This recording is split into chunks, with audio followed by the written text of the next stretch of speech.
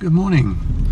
It is just after 6 o'clock in the morning, and once again I'm on my way to Glasgow to continue this course, which also continues to be death by PowerPoint. You know, the world's greatest deterrent to crime. Because that could be your punishment, folks. Death by PowerPoint. Members of justice, or you know, people who are smarter than me, who write law and things like that, or think up legislation, think of this: death by PowerPoint. It's a very good deterrent. Yeah, it's nasty. But I must admit, we did actually have some fun yesterday, because there was this like simulator where you're in like an engine control room and you've got to respond to alarms and things like that. So we're standing there trying to figure this thing out, because obviously it's not like a full ship. You have to sort of go around the corner, then you're in the engine room. But to be in the engine room, you've got this like simulated screen where you can move it around, twiddle it around, zoom in, zoom out on various parts of the engine room, so you can operate various parts of machinery. So it's like, the bilge alarm's gone off, so something's leaking and something's filling up something down below. Let's go pump out that bilge well. So we toddled around the corner to get this bilge pump up and running, and then it's like, okay, right, can't see it on this level, right, let's turn it around. No, I didn't want to zoom in. Right, turn it around. No, zoomed out. Turn it around. No, now I can't see the engine. Right, bring it back. And you have to have, it's weird, you have to have two fingers on this thing at the same time. So it's like, okay, right, alright, I'm back now, right. Nope, zoomed in again. Oh my god, that's a very close-up view of the engine. Zoom. Ugh. And literally spent several minutes just trying to turn the engine around so we could find this pump and start it. It didn't go well. We still haven't even turned the engine around and more alarms were going off. So it's like more bilge wells are filling up. Oh my god, we're sinking. We can't find this pump to start it. And then it gets a few minutes later and the lecturer comes back and goes, so, how did it go? And you're like, do you want the honest answer, or do you just want a quick answer? Didn't go well, in other words. So it was interesting to see how it all went together and things like that. So it was quite fun in that regard. So that made yesterday a little bit interesting. I wouldn't mind another go in that simulator, you know, to actually get familiar with it and figure out how to do stuff. It was quite fun. But moving on from that, things I want to talk about today are, well, it kind of incorporates a little bit of my travels, i.e. my couple of trips to Dubai whilst at work. And the first thing I want to mention is the Burj Khalifa, which is the world's tallest building at present. I know there are various plans from various cities to make a taller building. I don't know if it's Qatar or Kuwait. They plan to literally make a building that's 1 kilometer tall. So it's like, but yeah, the Burj Khalifa, it is 818 meters tall. It's got like a wee plaque that says, you know, Guinness Book of World Records, world's tallest building, when you're on the observation floor. So you're like, oh, I actually didn't know that. You know, I came here because it's just tall. I didn't know it was the world's tallest building, but it's not like it's advertised anywhere, is it? No, they've been very quiet about that. You know, these Dubai folk, they've been very quiet about, you know, not mentioning that the Burj Khalifa is the world's tallest building. You had to wait until you actually got up onto the observation deck, you know, gone in a massive queue, gone up a very, very long elevator ride, 124 floors, that's the floor you get off at, 124th floor, you know, wandered around a little bit and then spotted this tiny little A4 plaque that says, world's tallest building, Guinness Book of Records. I didn't know that. They didn't put that in the advertisement anywhere. Very sneaky of them. So yeah, that was that. But yeah, you're up the Burj Khalifa. It is crazy tall. It really is a large building. I mean, you think about it, 818 meters on the grand scheme of things doesn't come across as very tall, because when you think of, you know, various hills and mountains throughout the world, I mean, even there's like hills and mountains in Scotland. I think Ben Lomond is a whisker over 1,000 meters tall and things like that. So you're thinking, oh, on the grand scheme of things, it's not that tall, you know.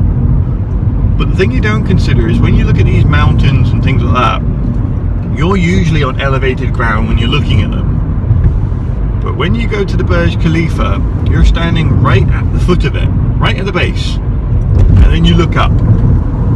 So, you know, you take a step back, you look up. Oh, okay, can't see the top of it yet. Take another step back, look up again. Nope, still can't see the top of it. And then you get to the point where you're running away from it. So like maybe an occasional look over your shoulder. Nope, can't see it. Run. Look over. Nope, can't see it. Run. Look over. Oh, there it is. And by this point, you're a pinprick on the distance from where you originally were. Yeah, just so you can see the top of this building without breaking your neck. It is ridiculously large. Really impressive to see. And you just sort of think, ow, when you're looking at it. And then of course, right beside the Burj Khalifa, you've got that big old fountain show.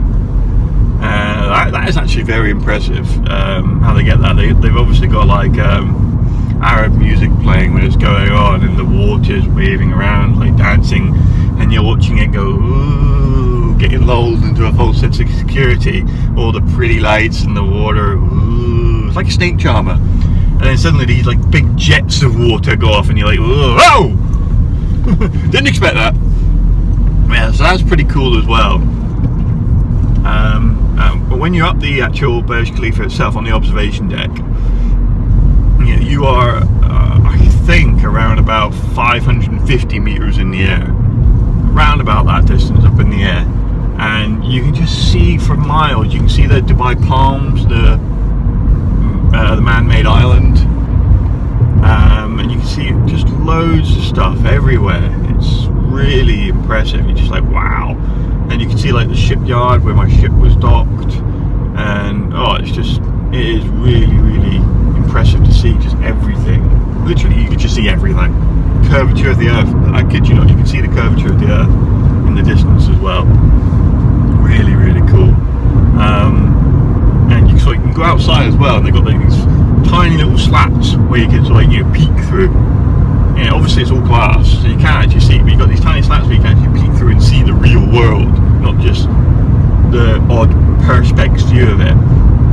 And me being me, I just like stick my arms out and take a picture straight down with my phone. If I can find the picture, I'll upload it onto a video one day, but yeah, it's just a view straight down from the Burj Khalifa. So if you're ever afraid of heights, and you flick through a video, one of my videos in the future or something like that in the future, and this picture pops up, I apologise if you go, a bit of vertigo and all that.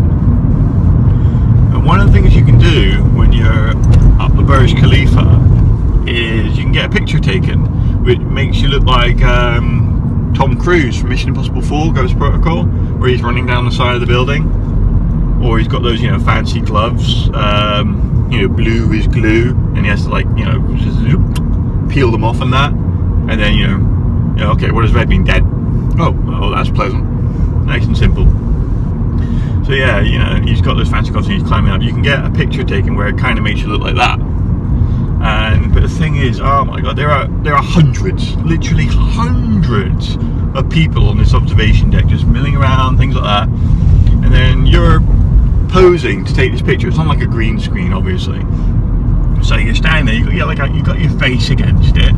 So you're thinking, okay, this is a good start, and you're standing kind of on your tiptoe with one foot, all pressed against it. You're trying to get yourself flat against it, and then you got your other foot on tiptoe as well. So you're on two tiptoes. You're like practicing to be a ballerina here, and you got everything is pressed up against the wall. Your heel, everything, both heels, sorry. And you're okay, you got your hands up, things like that.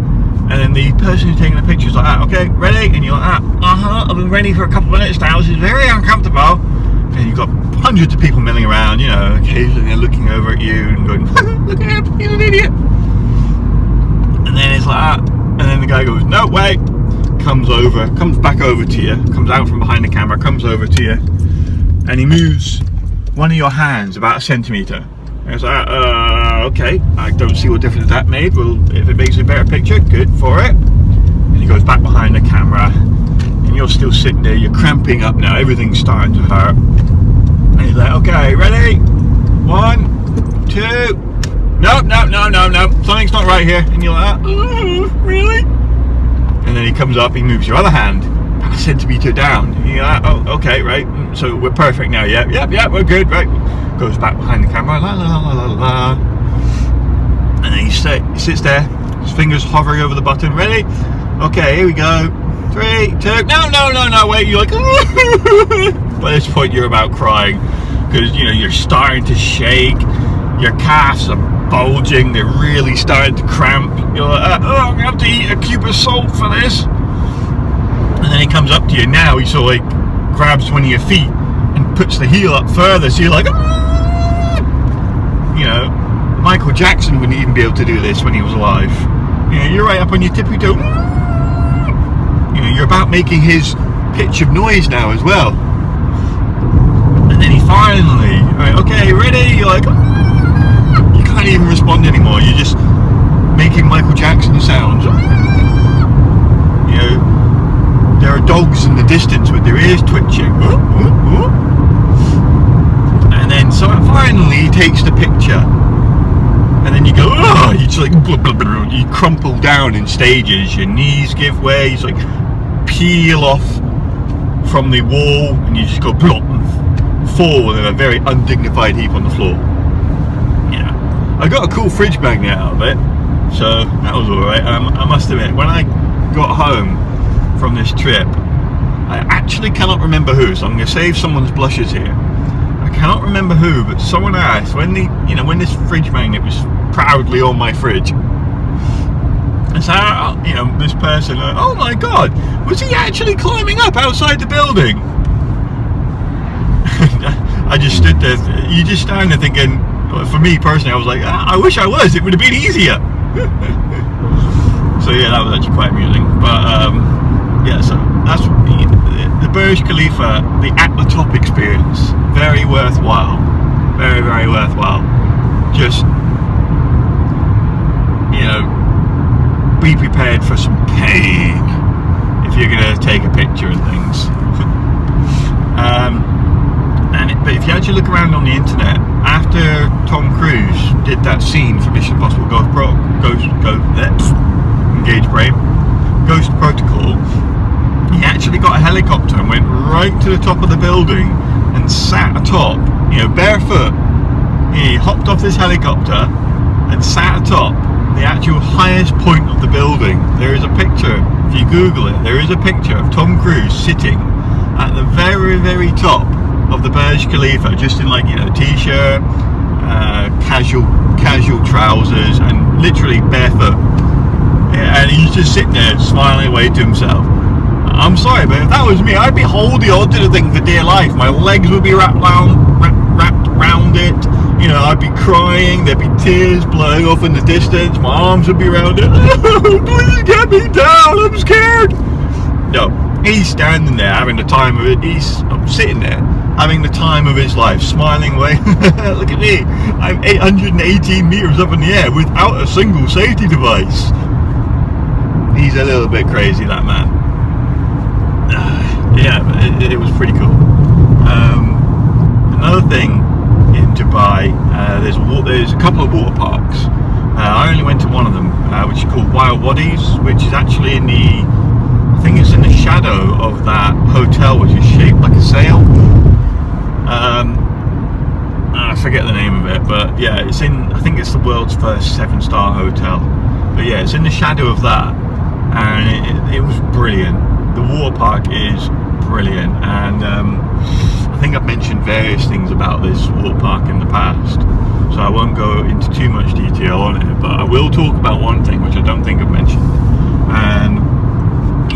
like this flume ride where you can sit on an inflatable, you know, yourself and like 4 friends, and you just go down this ride, and it goes all over the place, blah blah blah. But when you get to the top, you know, there's 2 options. There's the thrill, and then there's like the ultimate thrill for the, you know, the adrenaline junkies, things like that. And you're thinking, what, really? You know, they actually have to distinguish it, and you're just thinking, yeah, right, the ultimate thrill for adrenaline junkies only. You know, there's actually like a warning saying, you know, this ride's scary and things like that. And you're thinking, yeah. And then you're watching people go on it, and they sort of go over the edge of it where you can't see them anymore, and then there's screams echoing up the place. Ah! Ah! And you're standing there. I was standing there with my friend. It's like, wusses. Yeah, this is nothing. Nah.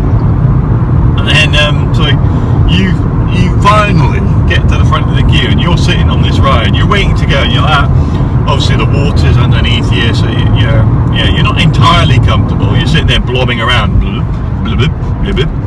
waiting for this. You know, you think you're looking cool, but you look like an idiot. Waiting for this ride to go. So you're at one end. I'm at one end of this float.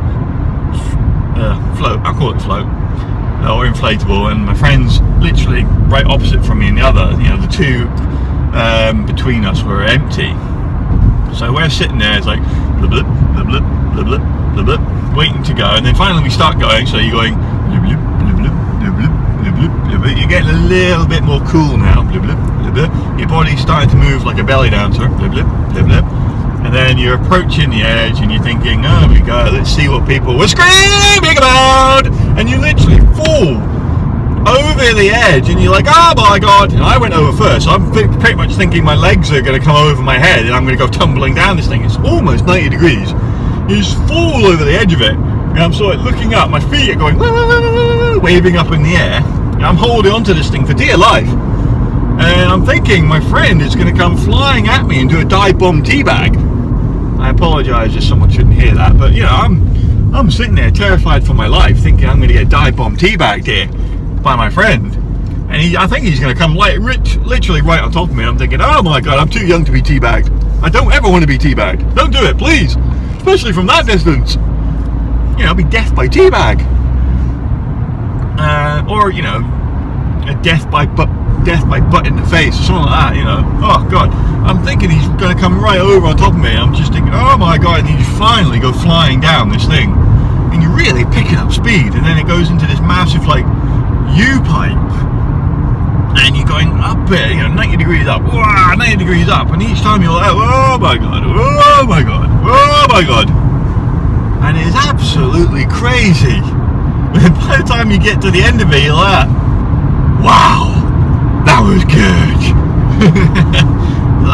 It was really fun, really fun, I must admit. You know, apart from the initial fear of death by teabag, it was fun. So yeah, that's a couple highlights from